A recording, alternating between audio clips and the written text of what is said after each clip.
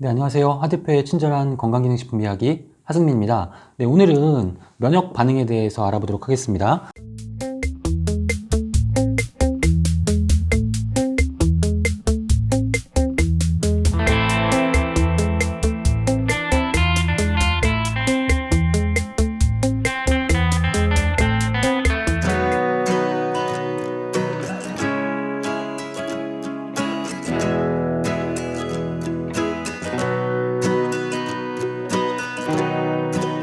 면역에 문제가 있을 때 나타날 수 있는 질환 혹은 문제점 등을 알아보겠습니다. 이제 면역 결핍 질환, 그러니까 면역력이 떨어지면 발생하는 그러한 문제가 있겠죠. 첫 번째, 우리 면역 체계가 면역 세포가 정상적으로 가동하지 못하면 그 바이러스나 세균 외부의 그 침입 물질과의 어떤 전투에서 우리가 지게 되면 이제 여러 가지 증상들이 발현을 하게 되겠죠. 최근에 이제 문제가 되고 있는 코로나19 같은 경우에도 코로나19 바이러스가 새로운 바이러스이기 때문에 우리 몸에서 면역 기능이 제대로 이제 작용을 못해서 발생하고 있다라는 것도 이제 면역과 관련된 부분이고요. 두 번째는 이제 자가 면역 질환이라고 그래가지고 우리 몸의 그 신체 조직을 이제 외부의 그런 침입 물질로 잘못 오해하고 공격해서 생기는, 그래서 손상을 입히는 그러한 문제가 바로 이제 자가 면역 질환이라고 할 수 있겠고요.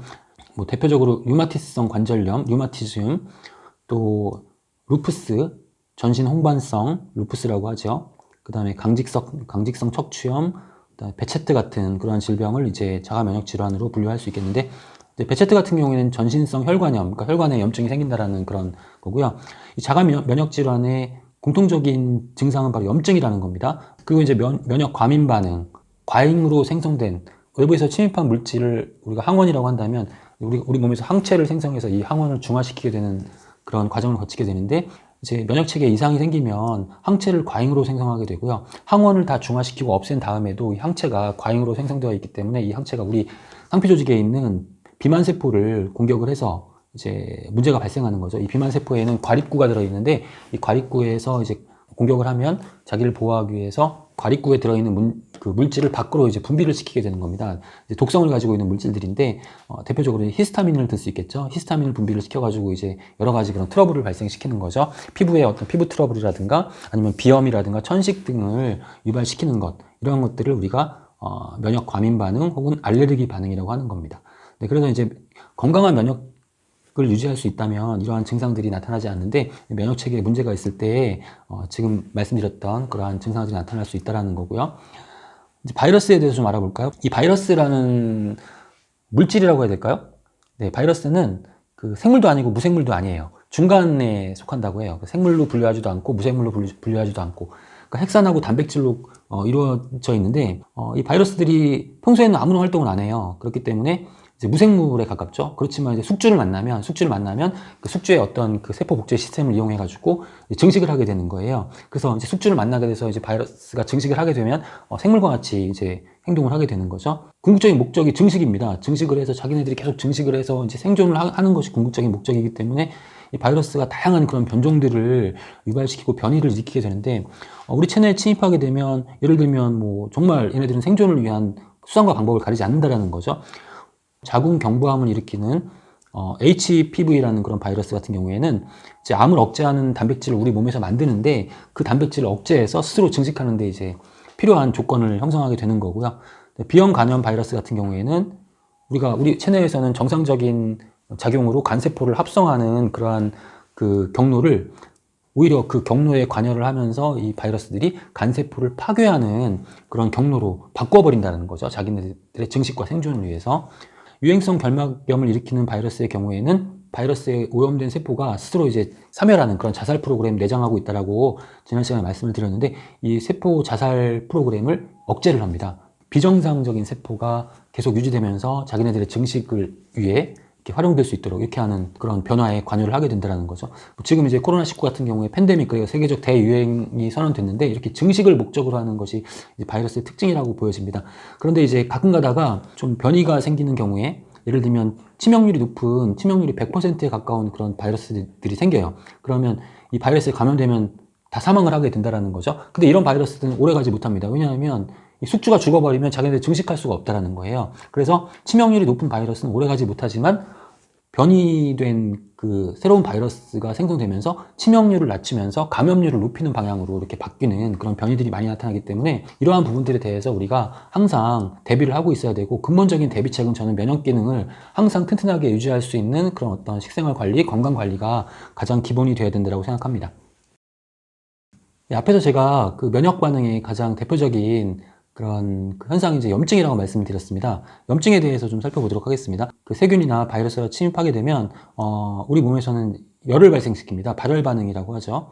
그래서 일단 열을 높여서, 체온을 높여서 열에 약한 바이러스를 무력화시키는 그런 첫 번째 기능을 수행하게 되고요. 그 다음에 이제 이런 기능 다음에 염증 반응이 나타나게 되는데, 염증 반응이 나타나는 과정을 살펴보면 1단계에서 이 항원에 대항하는 대식세포, 또 수지당 세포의 그 식작용이 있습니다. 식작용이라고 하는 것은 그 항원을 잡아서 먹어버리는, 그래서 파괴시키는 그러한 작용이라고 이해하시면 되고, 그 다음 단계로서 이제 NK세포가 출동을 하게 되는 거죠. NK세포, 내추럴 킬러, 자연 살상세포라고 하는데, 이 내추럴 킬러 세포가 감염세포, 바이러스를 파괴하는 그런 기능을 하게 되고요. 그 다음에 우리 세포에서는 인터페론이라는 물질을 생성해서 이제 분비를 하게 되는데, 인터페론은 바이러스 증식을 억제하고, 그 다음에 바이러스에 오염된 세포를 없애는 세포 자살 프로그램을 가동을 시키게 되는 거죠. 이게 이제 1단계고요. 그 다음에 2단계에서는 백혈구가 이제 출동을 합니다.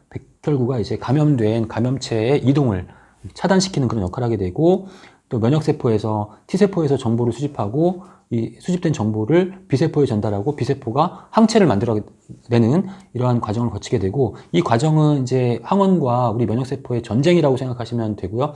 전쟁이 발발했기 때문에 열도 많이 나고, 그 다음에 일종의 부종이 생성되는 그 현상이 나타나게 되는데, 이 부분을 염증이라고 할 수 있습니다. 이제 염증이 생긴 다음에 염증이 다 이제 종료될 그런 시점에서 이제 고름이 나오잖아요. 이게 이제 면역세포와 어떤 항원들의 어떤 잔해, 시체, 이런 이 잔해를 제거한 다음에 이제 조직을 재생하는 그런 과정을 거쳐서 정상적인 상태로 이제 복귀를 하게 되는 겁니다. 문제 뭐냐면 이제 호흡 폭풍이라고 하는 그런 현상이 나타나게 된다는 겁니다. 호흡 폭풍 혹은 산화 폭풍이라고 표현하기도 하는데, 무슨 얘기냐면 염증이 많아지면은, 우리 체내에 염증이 많아지면 그 면역 세포들이 여러 가지 다양한 그 면역 활동을 하게 되는데, 이 과정에서 산소를 어마어마하게 소비하는 거예요. 그래서 보통 정상적인 상태에서는 산소의 소비량이 1이라고 한다면, 이 염증이 생겼을 때 면역세포들이 활동을 하면서 소비하는 산소량이 50배, 최대 50배까지 올라갑니다. 그러니까 어마어마하게 많은 산소를 사용하게 되는 거죠. 이러한 산소의 어마어마한 소비를 우리가 호흡 폭풍 혹은 산화 폭풍이라고 하는 건데, 산소를 많이 사용했기 때문에 여기서 다량의 유해산소가 발생을 한다는 겁니다. 엄청나게 많은 유해산소가 발생을 해요. 그러니까 이 염증이라는 것이, 염증 자체로 이제 면역 기능을 통해서 이 염증을 없애는 그러한 과정에서 유해산소가 어마어마하게 발생을 해서 우리 몸의 조직을 손상시키는 그러한 과정이 이어서 연결돼서 진행된다는 거고요. 그래서 이제 문제점이 된다는 겁니다. 염증이 단순히 염증으로만 끝나는 것이 아니라 대량 발생된 그런 유해산소가 우리 몸의 산화를 유발시킨다. 두 번째는 이렇게 면역세포가 염증 반응 과정에서 많은 양의 산소를 소비하기 때문에 다른 조직에서, 정상적인 조직에서 사용할 산소가 부족하게 된다는 겁니다. 저산소 상태에 빠지게 된다는 거죠. 이 저산소 상태의 문제점이 뭐냐면, 우리가 이제 산소가 부족한 상태에서는 우리 몸이 산성화가 될 수 있습니다. 그 얘기는 무슨 얘기냐면, 예를 들면 우리가 무산소 운동을 한다. 무산소 운동을 하게 되면은 이 대사 과정에서 젖산이 많이 생성돼서 근육에 축적이 되죠. 그런 근육의 통증을 유발시킨다거나 근육이 경직된다거나 뭐 이러한 증상이 나타나게 되는데, 그럼 젖산이 많이 생성된다는 것은 젖산이 산이기 때문에 전반적으로 몸이 산성화가 된다는 겁니다. 혈액, 체액의 pH를 보면 알칼리성 쪽으로 가야 됩니다. 알칼리성 상태면 혈액순환이 원활하게 유지가 되고, 호르몬 효소 활동이 활발해지고, 질병에 대한 저항력 높아지고, 두뇌 순환 정상적으로 유지할 수 있는데, 산성 쪽으로 움직이면 그 반대가 된다는 거죠. 네, 우리 염증이라는 것이 사실은 발생하지 않는 것이 가장 좋은 건강 상태라고 할 수 있겠죠. 그렇지만 보통 일반적으로 면역 기능이 떨어지게 되면 우리 몸에 염증이 많이 발생하게 됩니다. 그래서 염증을 미연에 방지하기 위한 그런 관리가 상당히 중요하다.